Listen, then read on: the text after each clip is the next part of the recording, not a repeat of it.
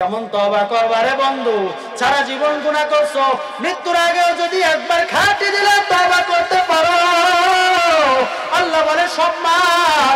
মুসা আলাইহিস সালামের জামানা আল্লাহর একজন বান্দা, আরে আল্লাহর কত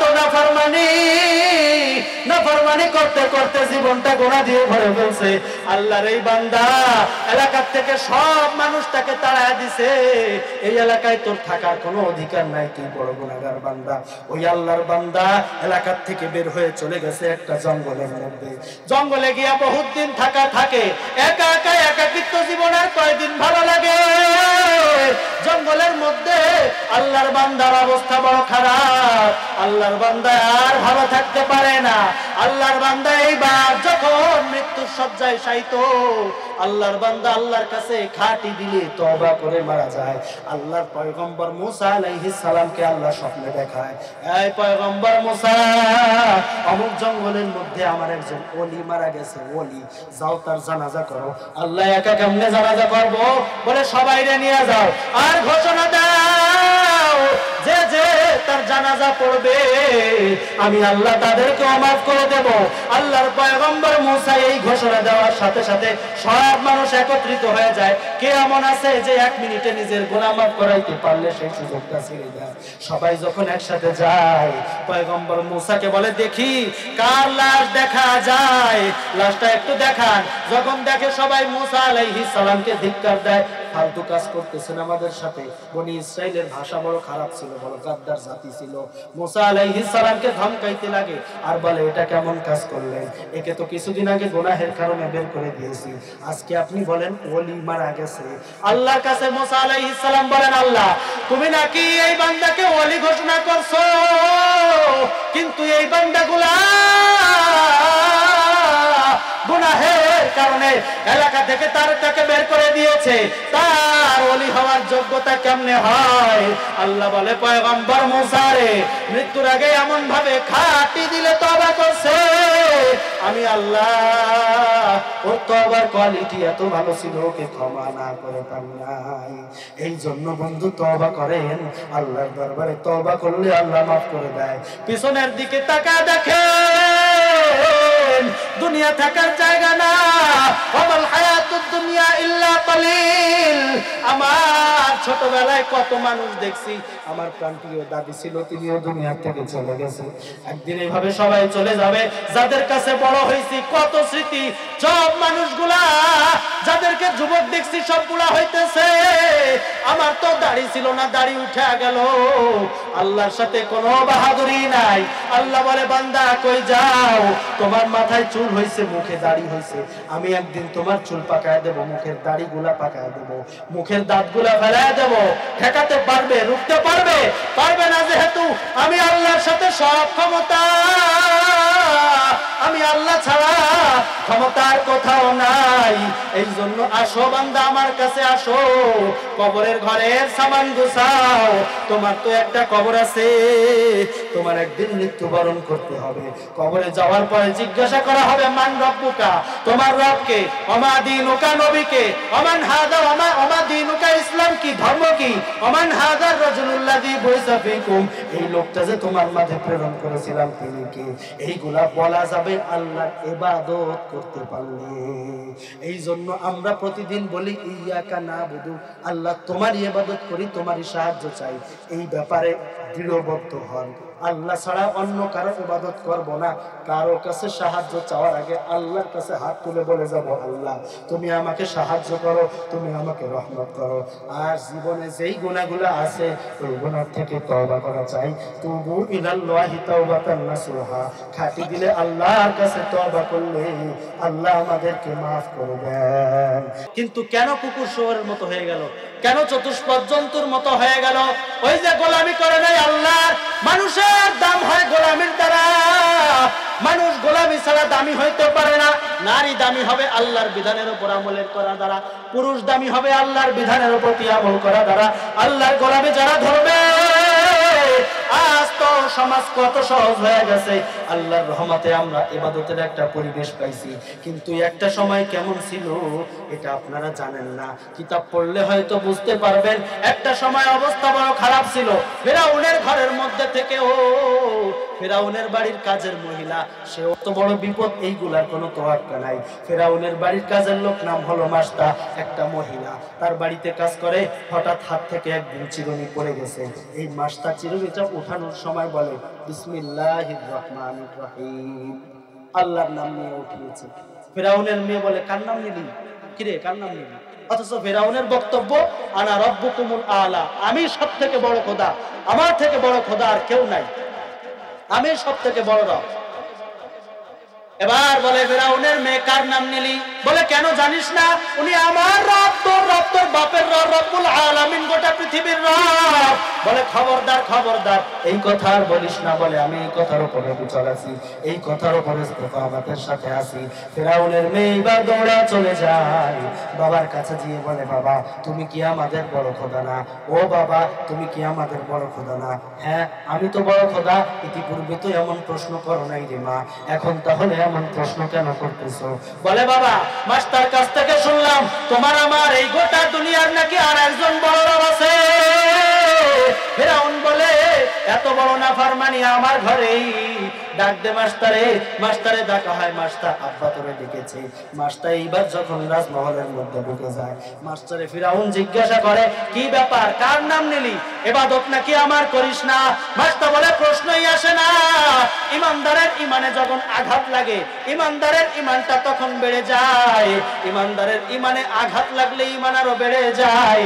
ইযা তুলিয়াত আলাইহিম আয়াতুহু যাদাতহুম ঈমানা, মুমিনদের সামনে আল্লাহর আয়াত নিদর্শনের আলোচনা করলে ঈমান বেড়ে যায়। মাস্টার বলে কেন, তুমি কি জানো না আমি আল্লাহর ইবাদত করি? ফিরাউন তোর মতো রবের ইবাদত আমি করি না, যেই তুই তো আমার কাছে মুখাপেক্ষী, তোর বাড়ির কাজ আমি না করলে আর কেউ করার মানুষ নাই, তুই আমার কাছে মুখাপেক্ষী, তোর ইবাদত আমি করতে যাব কেন? ফিরাউন বলে খবরদার, কথা কিন্তু সাবধান। বলে কোনো সাবধান আর সাবধান নাই, আমি যেটা বলছি আমার কথার উপর অবিচল আছি।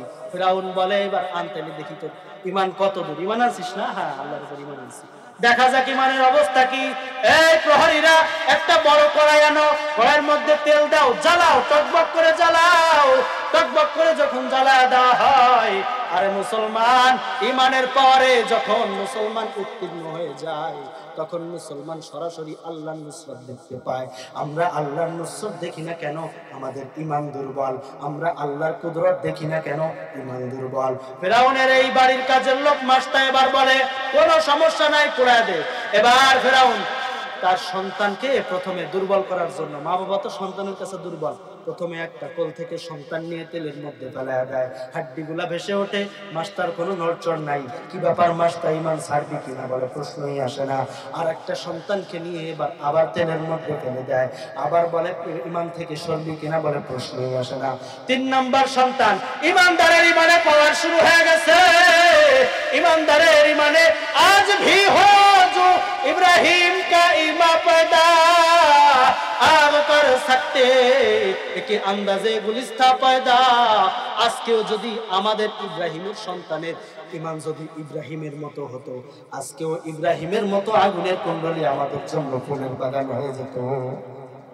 ইব্রাহিম আলাইহিস সালামকে যখন আগুনের মধ্যে ফেলানো হয়, ফেরেশতা দৌড়ায় আসছে, সাহায্য করি। বলে কেন, তুমি কি বানাইছো আমারে? আমার সৃষ্টিকর্তা আল্লাহ। কেমন ঈমান, এমন ঈমানের বদৌলতে কি হয়েছে? আগুনের মধ্যে ফেলাইছে, আগুন ফুলের বাগান। সুবহানাল্লাহ। आज भी हो जो इब्राहिम का ईमा पैदा आग कर सकते একে আন্দাজে গুলিস্তা পয়দা। আজকেও যদি ইব্রাহিমের সন্তানদের ঈমানটা ইব্রাহিমের মতো পরিপূর্ণ হতো, তাহলে আজকেও তারা আল্লাহর সরাসরি নুসরত পাইতে থাকতো। মাস্টার 3 নম্বর সন্তানকে যখন ফেরানো হয়, আল্লাহর নুসরত শুরু হয়ে গেছে অলরেডি। মাস্টার সন্তানের রূহটা উপরে উঠতে থাকে আর আওয়াজ আসতে থাকে উম্মি উম্মি উম্মি লা তাখাফি, ও মা ভয় করিস না, টেনশন অর্জন করিস না। সানাজমাউ ফিল জান্নাতি ইনশাআল্লাহ। ও মা, একটু পরেই আমরা জান্নাতের মধ্যে অবিচল একসাথে হয়ে যাব। একটু পরেই জান্নাতে মেলা মিলবে। আমরা কয় মার পুত্ররা একসাথে জান্নাতে ঘোরাফেরা করব। ইমানের পরিণতি বন্ধু এমন হয়। এই জন্য ইমানটাকে পরিপূর্ণ করেন, আল্লাহর ইবাদতের মধ্যে ঢুকে যান। বান্দার দাম হয় তো গোলামির মধ্যে, গোলামের দাম হয় গোলামির মধ্যে। আমরা তো আল্লাহর গোলাম। ইমানটাকে পরিপূর্ণ রাখেন। আমরা ইবাদত যদি কম হয়, আখলিস দীনাকা ইয়াকফিকাল আমালুল কলিল। ইমান ইবাদত যদি কম হয়, খাঁটি নিয়ত রাখো। ওই নিয়তটা হচ্ছে ইমান। পরিপূর্ণ আল্লাহর উদ্দেশ্যে রাখো, আল্লাহর জন্য বিশ্বাস রাখো, আল্লাহকে দেখানোর জন্য করো। ইমানটাকে তুমি পরিপূর্ণ করো। ইমান যদি ঠিক না থাকে, একটা মানুষ জান্নাতে যাওয়া না যাওয়া নির্ভর করে ইমানের উপরে, আমলের উপরে না। একটা মানুষ অনেক আমল করছে, ইমান নাই, এক সেকেন্ডের জন্য জান্নাতে যাবে না। একটা মানুষ কোনো আমল করেন নাই, ইমান আছে, শাস্তি খাটবে ইমান ইবাদত না করার কারণে, কিন্তু একদিন হইলেও সেই বান্দাটা জান্নাতে যাবে। এই জন্য ইমানের বিষয়গুলো ঠিক রাখা দরকার। ইমানের 7টা কথা মনে রাখবেন। আমানতু বিল্লাহি, আল্লাহর প্রতি বিশ্বাস, ওয়া মালাইকাতিহি, ফেরেশতাদের প্রতি বিশ্বাস, ওয়া কুতুবিহি, কিতাবের প্রতি বিশ্বাস। প্রত্যেকটা আয়াতের প্রতি বিশ্বাস থাকা দরকার। আল্লাহ বলেন ওয়াকারনা ফি বুয়ুতিকুন্না, মহিলারা ঘরের মধ্যে থাকো। নারীদের জন্য আল্লাহ ঘর বানাইছেন। এই এলাকার মহিলারা আমার কাছে একটু বাতাস দিছে মাহফিলের কমিটি, এই ঘাটের অবস্থা নাকি প্রতিদিন খুব খারাপ হয়। মহিলাদের জন্য ঘরের ব্যবস্থা। আজ আমি এসে যদি এই কথাগুলো না বলি, হাসরের ময়দানে আমাকে আল্লাহ জিজ্ঞাসা করবে, ওয়াজ করতে গেছিলা, মানুষের সমসাময়িক বিষয়গুলো আলোচনা করো নাই কেন? এই জন্য মনে রাখবেন, আল্লাহ মহিলাদেরকে পর্দার মধ্যে থাকার জন্য বলছেন। সবাই পর্দার মধ্যে থাকো। মহিলাদের দাম হবে তখন, নারীর দাম হবে তখন, যখন সে পর্দার মধ্যে থাকবে। আয়েশা তো হয়েছে তখন যখন পর্দার মধ্যে গেছে।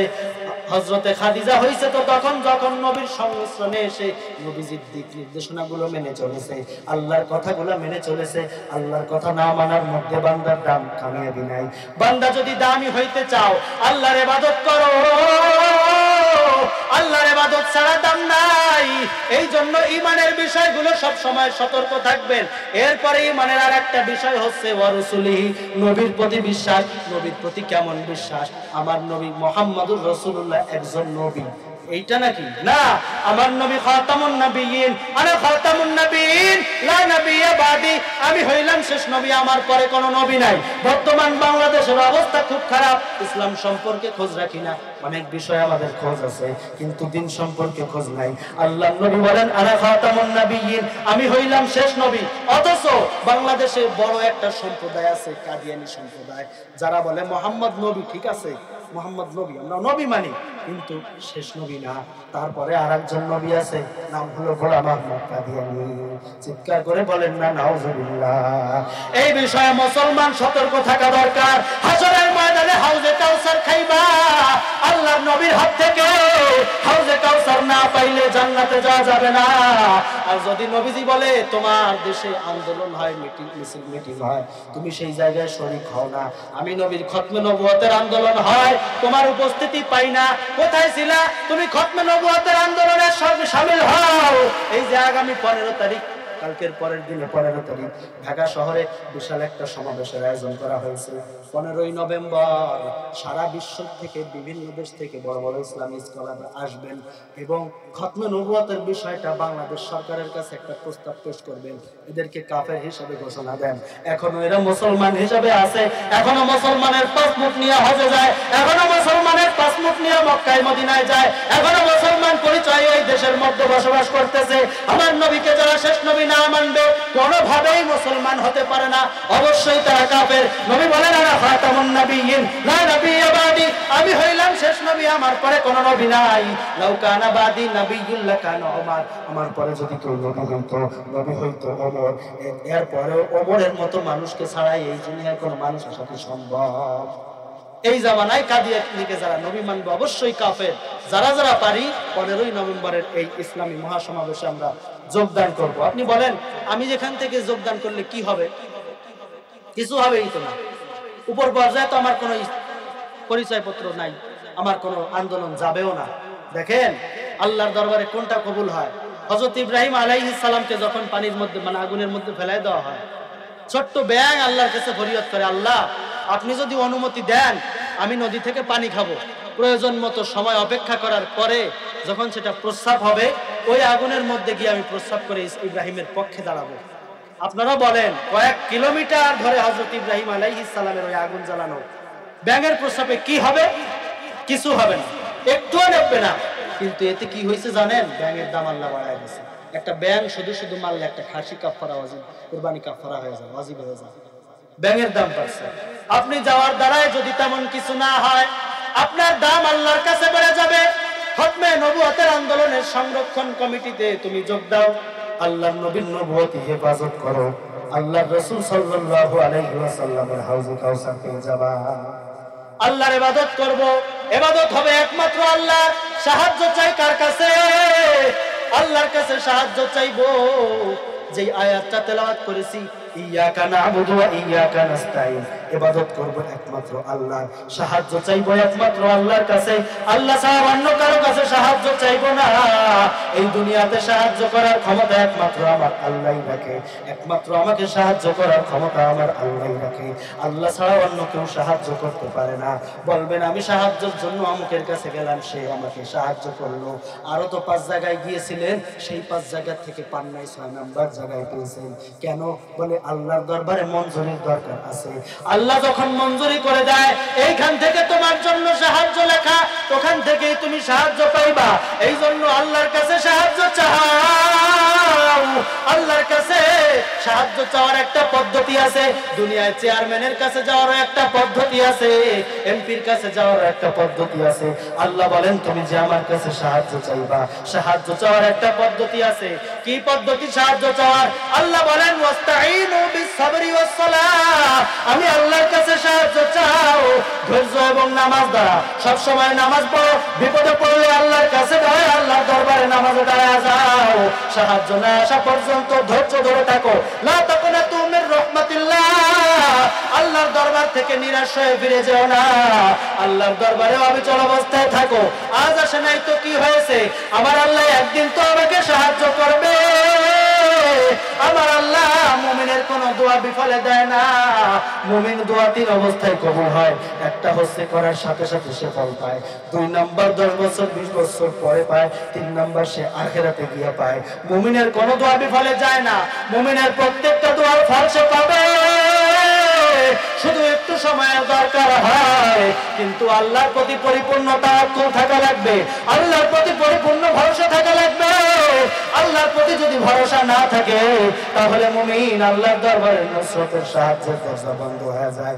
সব সময় সাহায্য চাও আল্লাহর কাছে নামাজ এবং ধৈর্য দ্বারা। হযরত লোকমান হাকিম আলাইহিস সালাতু ওয়াস সালাম তার জীবনে কেমন ভাবে কাজ করেছেন।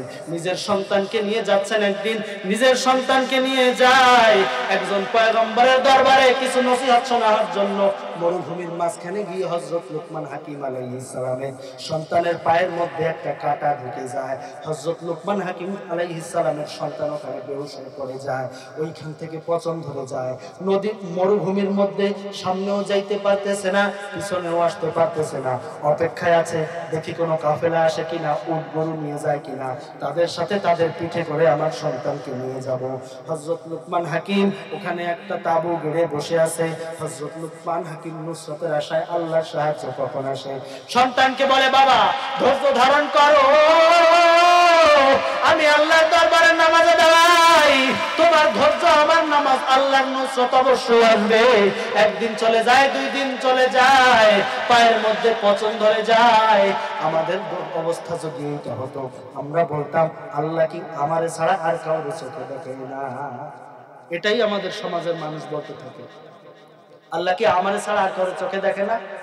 বিপদ যখন এসে যায়, অতিষ্ঠ হয়ে যায়, অথচ হযরত লোকমান হাকিম আলাইহিস সালাম বলে বাবা যা হবে পরে দেখা যাবে, আগে নামাজের মধ্যে দাঁড়িয়ে যাই, তুমি সবর করতে থাকো, আল্লাহর আল্লাহর কাছে সাহায্য চাও, বেশি বেশি দোয়া করতে থাকো, আল্লাহ তুমি আমাকে সাহায্য করো। দেখবা এর মধ্যেই তোমার জন্য বরকত রয়েছে, এর মধ্যেই তোমার জন্য কামিয়াবি রয়েছে। ধৈর্য এবং নামাজের দ্বারা আল্লাহ সাহায্য চাইতে হয়। দুই বাবা আর পুত্র ধৈর্য এবং নামাজের দ্বারা আল্লাহর কাছে সাহায্য চাইছে। দেখেন কেমন সাহায্য। হঠাৎ করে হযরত লুকমান আলাইহিস সালাম নামাজে দাঁড়ানো, তার সন্তানের পাশে একটা লোক এসে সালাম দেয়, বাবা আপনি কেমন আছেন? বলে ভালো আছি আলহামদুলিল্লাহ। ওই যে কে দাঁড়ানো? বলে আমার বাবা লুকমান। আর আপনার কি অবস্থা? বলে আমার পায়ের মধ্যে এই অবস্থা হয়ে গেছে, আমার অবস্থা বেশি ভালো না, আমি একটু অসুস্থ আছি। কি হয়েছে? এইটা হয়েছে। বলে আমাকে কি চিনেন? বলে না আপনাকে তো চিনি না। বলে পাটা আগায় দেয়, মুখ থেকে একটু থুতু লাগায় দেয়, সাথে সাথে ভালো হয়ে যায়। আল্লাহর এই বান্দা এবার চলে যায়। লুকমান হাকিম আলাইহিস সালামের সন্তান জিজ্ঞাসা করে আপনার পরিচয়টা তো দিলেন না, আব্বার কাছে আপনার কথা বলতাম, আপনি নাকি আব্বারে চিনেন। বলে তোমার আব্বারে বইলো আমি জিবরাইল। সাহায্য কেমন আসে? পদ্ধতি অনুযায়ী সাহায্য চান। আমরা আল্লাহর কাছে সাহায্য চাই, বিভিন্ন সময় অতিষ্ঠ হয়ে যায়, সাহায্য সময় মতো না পাইলে বিভিন্ন অভিযোগ আমাদের থেকে থাকে। আল্লাহ বলেন বান্দা না, তোর জন্য কল্যাণকর হইলে তোকে আমি সাথে সাথে দিয়ে দিতাম, তোর জন্য কল্যাণকর না। ও বান্দা তুমি আমার রবের দিকে ফিরে আসো। আল্লাহ বলেন বান্দা বল ইয়াকা নাবুদু, ইবাদত করব একমাত্র কার? একমাত্র আল্লাহর। আল্লাহ ছাড়া অন্য কারো ইবাদত হবে না। আমল অল্প নিয়ে যান, ইবাদত যা করেন আল্লাহর করেন, অন্য কারো সাথে করেন না, তাহলে অল্প আমলে জান্নাতে যাবেন। সাহায্য চাইবো আল্লাহর কাছে, আল্লাহর কাছে সাহায্য চাইলে আল্লাহ খুশি হয়। সাহায্য চাইবো কেমনে? ধৈর্য এবং নামাজের দ্বারা। দুনিয়ার মানুষ সাহায্য চাইলে আল্লাহ খুশি হয়, অন্যান্য মানুষের কাছে সাহায্য চাইলে তারা রাগ হয়ে যায়। আল্লাহ বলেন বান্দা আলা মিন মুস্তাগফিরিন ফাগফির লাহ, আলা মিন মুস্তারজিদিন ফারযুক লাহ। ওরে নাই কি এমন কোন বান্দা? আসো আমার কাছে আসো। আল্লাহ প্রতিদিন প্রথম আসমানের মধ্যে কুদরতি নজর দিয়া বান্দাদেরকে শেষ রাতে ডাকতে থাকে, আসো বান্দা আসো। আলা মিন মুস্তাগফিরিন ফাগফির লাহ। ওরে কেউ কি এমন নাই যার রিজিকের অভাব, যার মাপের দরকার, গুনাহ ক্ষমার দরকার? আসো আমার কাছে, আমি ক্ষমা করে দেব। আমার বন্ধুরে নিজের কবরের চিন্তা একটু করেন। আল্লাহ বলেন তুমি একমাত্র ইবাদত করবা আমার। আল্লাহর ইবাদতের মধ্যেই তো দাম। বেলালের মতো একটা কালো মানুষ চেহারা দিয়ে দাম হইলে পৃথিবীর মধ্যে সুন্দর মানুষের দাম হইতো। বেলাল তো একটা কালো মানুষ, কিন্তু বেলালের কেমন দাম? বেলাল আল্লাহর রাসূল মেরাজে গিয়া শুনে যে তার আওয়াজ শোনা যায়, জিবরিল আমিনের কাছে জিজ্ঞাসা করে জিবরাইল এই আওয়াজটা কার? আমার আগে কেউ আসছে কিনা? বলে এটা হলো বেলালের পায়ের আওয়াজ। বলে বেলাল আসলো কেমনে? বলে আমলের দ্বারা। আমল ছাড়া বান্দার দাম নাই, বান্দার দাম বন্দেগীর মধ্যে। এই জন্য আল্লাহর ইবাদতের মধ্যে ঢুকেন, আল্লাহর কাছে তওবা করেন। শিরক যদি কিছু আমলনামায় চলে আসে, তওবার দ্বারা আল্লাহ মাফ করে দেয়। কালামে পাকের মধ্যে একটা জায়গায় আল্লাহ তাআলা আল্লাহর রহমানের 10টা বান্দাদের কথা বলে, এর মধ্যে একটা শ্রেণী আছে যারা শিরক করে না। অতঃপর আল্লাহ বলে যদি শিরক করেই ফেলে মহা বিপদে পড়বে। ইল্লা মান তাবা ওয়া আমানা ওয়া আমিলা আমালান সালিহা। পরবর্তীতে যদি আবার তওবা করে এবং নেক আমল করে, সব বদ আমলগুলা আমি নেক আমলে পরিবর্তন করে দিব।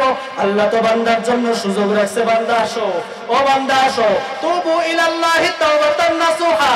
তওবাকারী বান্দাকে আমি পছন্দ করি, তওবাকারী বান্দা আমার কাছে ভালো লাগে। ইন্নাল্লাহা ইউহিব্বুত তাওয়াবিন ওয়া ইউহিব্বুল মুতাতাহহিরিন। আল্লাহ বলেন আল্লাহ তাআলা তওবাকারী এবং পরিষ্কার পরিচ্ছন্ন বান্দাদেরকে ভালোবাসে। তওবাকারী বান্দাদেরকে আল্লাহ তাআলা ভালোবাসে, আল্লাহর পছন্দের।